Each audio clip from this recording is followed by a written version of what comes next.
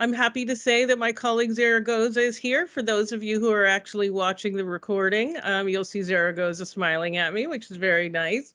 Always great to see a colleague. And Zaragoza, thank you so much for coming on to talk, to give advice for American students who want to go to college outside the US. Yeah, Sally, glad to be here and glad to cover this topic. I I actually love have a talking about stu this. I actually have a student this year who's like, I mean, he's looking in Scotland, he's looking in England. We were talking about Ireland. It's pretty exciting. And so I definitely want to take advantage of your expertise personally as well as on the podcast. Um, so let's think about kind of broadly who should consider attending college outside the US, do you think? Yeah, I would say this is, an interesting question because there are a number of reasons for wanting to study abroad and wanting to go to a university abroad. There are a lot of opportunities for U.S. students to pick a study abroad program Hmm. within their U.S. university and spend a year abroad.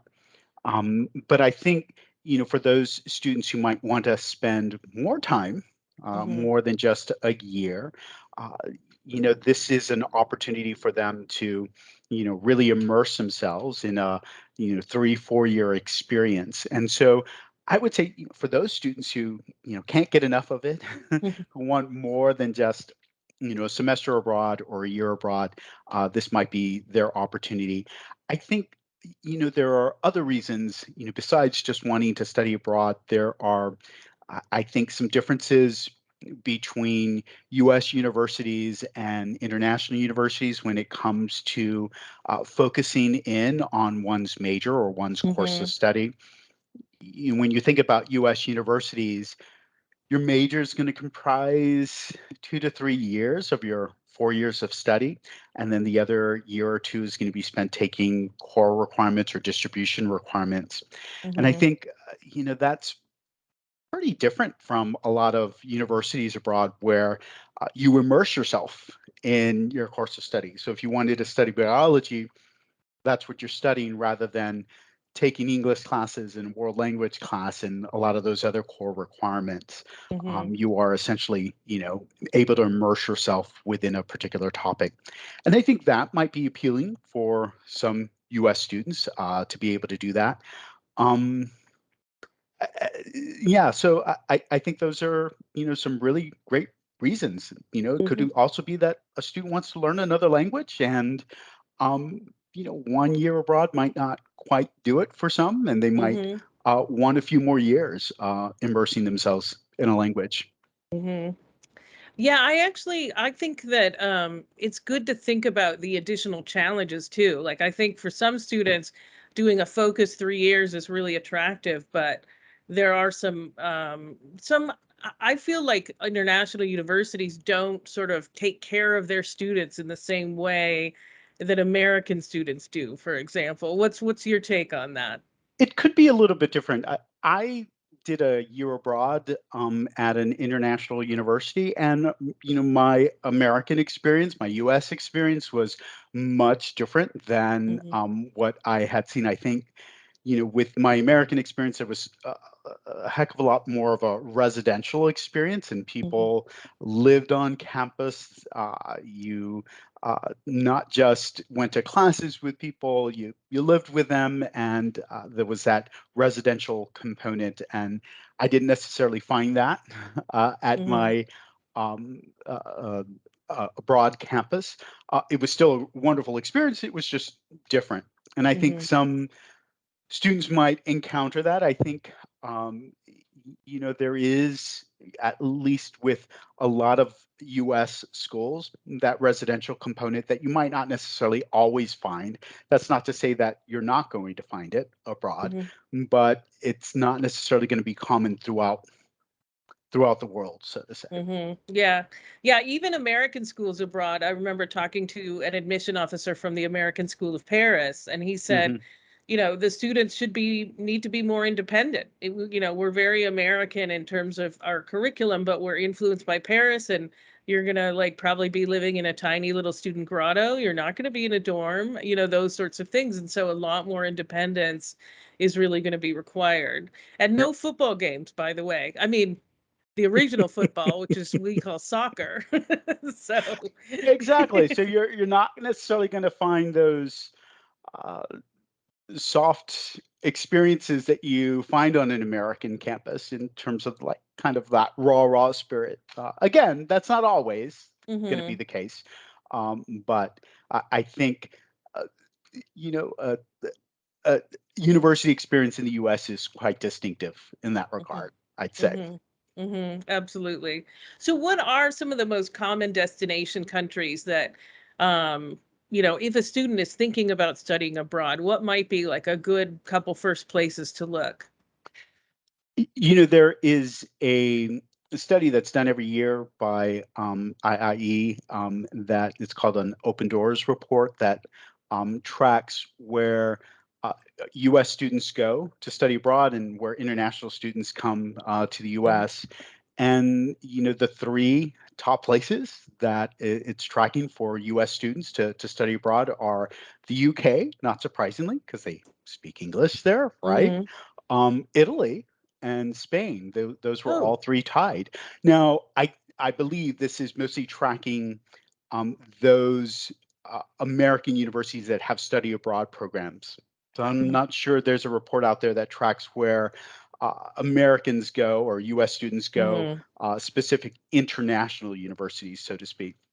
With that, I'd probably say, when I'm working with students, oftentimes the places that they're telling me they want to try out would be the UK and Canada. For the Mhm. most part, at least in my personal experience in terms of working with students. Those are the big places.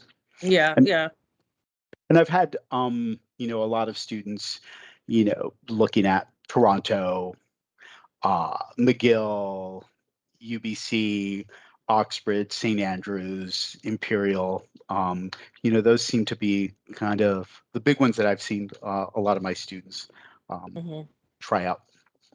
Absolutely. I've also sent students to University of Edinburgh, if you want a more urban experience in St. Andrews and Trinity College, which because hello, it's in Dublin. How cool is that? Is what like the It students is say. So, absolutely. I'm taking a trip down to Dublin, and we'll definitely be taking a look there. I did it once a couple of years ago, so it was absolutely wonderful place to visit.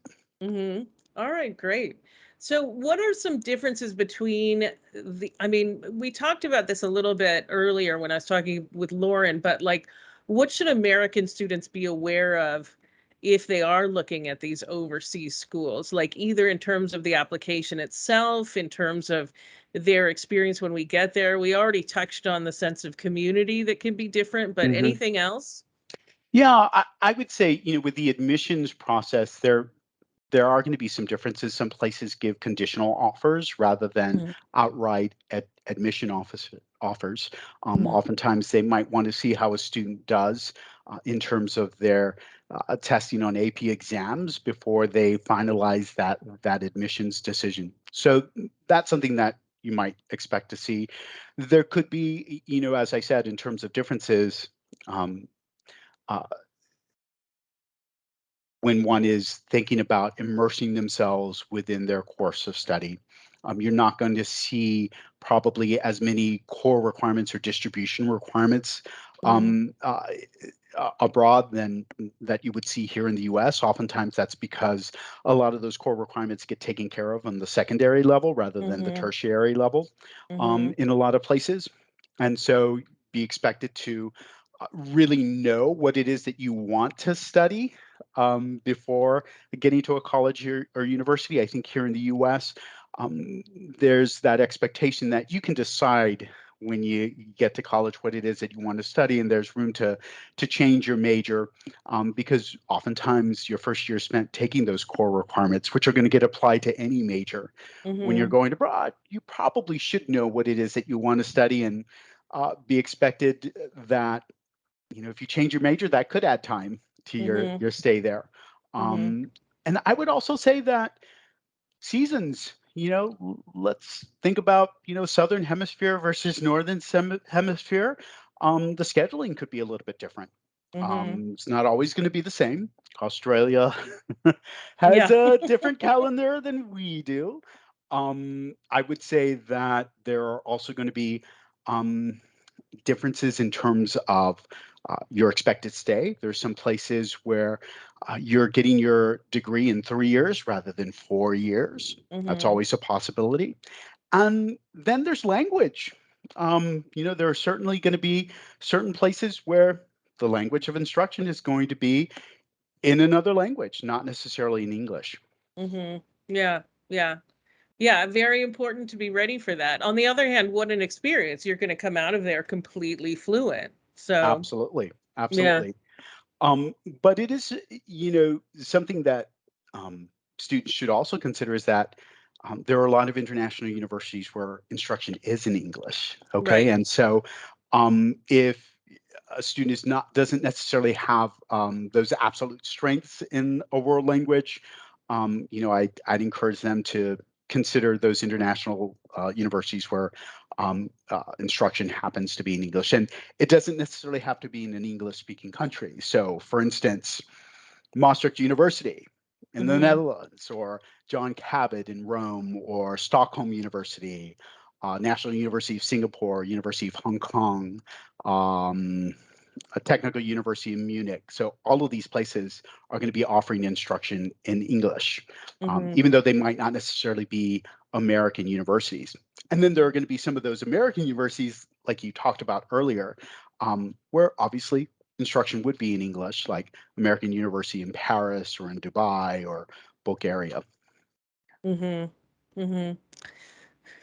Yeah, I mean, I'm very happy with where I went to college, but my one regret is that I didn't at least do study abroad. Although to be fair, I had done a gap year abroad, so Mhm. I did have that. But my French would be better if I'd forced myself to study in it a little bit more. So, um, what do you think are the biggest surprises for students, though? Like we've talked about some of the differences, and is there anything that we haven't talked about yet? Maybe we've covered it all, but that really does Mhm. surprise students. Yeah, I would say that it would be that there are some U.S. based schools that have campuses abroad. And Mm-hmm. we did talk about the surprise that there are some international universities with English instruction, and there are some American universities, um, full-fledged American universities abroad. But there are also some American schools that have a Mm-hmm. base here in the U.S. that have a campus abroad. I'm thinking Texas A&M with their campus in Qatar, and there's also NYU, which has a number of campuses. So it might, the surprise might be that it might not be necessary to completely apply in uh, a program that's absolutely completely distinct from the US. You could be applying to something a little bit more familiar, which happens to have a campus abroad. And that might be easier on some students, I would Mm-hmm. say. And I was wondering, I mean, that might address potential downsides of getting your degree overseas, right? I mean, I think if you go to NYU Shanghai, they're going to Mhm. understand kind of getting a job in the US. They're going to have the full-fledged career advising service, I would imagine, that most campuses have. Because I could see that as a downside if you've gotten your degree overseas at a non-American school. Yeah, the downside would be probably that counseling and postgraduate counseling in terms of trying to find a job here back in the US. Hmm. That's not to say that you wouldn't be able to do that. There are some programs even for engineers. Hmm. There's something called the Washington Accord, which allows engineers to work globally. So if your international university is a part of that uh, accreditation, is a part of the Washington Accord, you can take that degree. There's some mobility with it to be Hmm. able to be an engineer in all kinds of places. The one thing to be mindful of is that at least here in the States, your undergraduate degree doesn't necessarily serve as a credential into a profession. Hmm. Uh, there are some particular uh, degrees or majors that do, such as engineering or Hmm. nursing or architecture, but the vast majority of majors, you can, seek out any kind of graduate work anywhere, for the most part.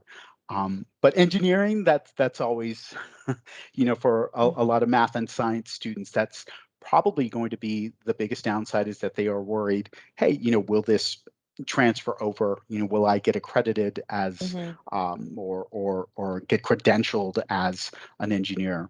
Mhm. Yeah. So. Yeah, I think that's a good point. Like medical school, for example, in the US is so different. If you, in other countries, it's often an undergraduate degree, essentially. But that's not going to fly here in the US. You're going to run into some issues.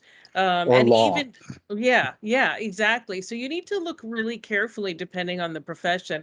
You can't even really do pre-med in other countries based on what I've heard from our colleague who used to work in medical school admissions. She said, though, that the exception to that is Canada. You can do Hmm. pre-med sciences in a Hmm. Canadian college or university, but not beyond that, I don't think.